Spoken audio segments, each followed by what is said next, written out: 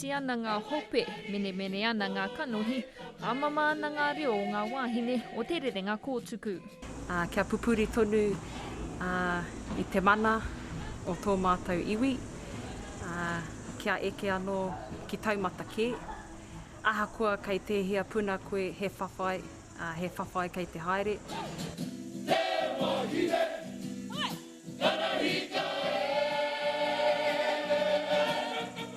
Nā te tuku iti o ngā tāne kei te tūkaha ngā wāhine ki te hāpai ake i te kapa, he raru kei te pāngia ki ngā kapa toko maha.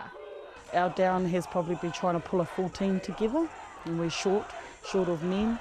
And our ups, I think our senior members and whānau stepping up and taking more of a leadership role.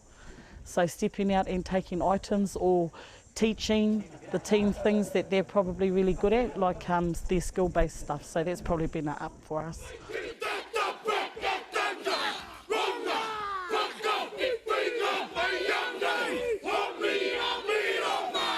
Koe nei te wātua ono a te kapa ki te whakataetai ā-motu, ko Timoti Karetu tētahi wā rātau kai tito, engari kei a te rōpu anō te mahi nui ki te whakatinana i ngā mahi katoa i te wā kua tukuna kia rātau. I'd like for us to improve in every item in our placings where we placed at Matatini o te rā. I'd like to see us improve on those placings and then hopefully improve on our overall placing. I te mutunga ke ko te tino hiahia kia tūpakari, kia ea hoki ngā mahi whakangungu, me te tūhono atu ki ngā herenga whakapapa kia te arawa. E puta, ronga mai pāpā, he lau pura nai wi pūpu. Aka ki te tane hiahia, au wē kotu haurangi e!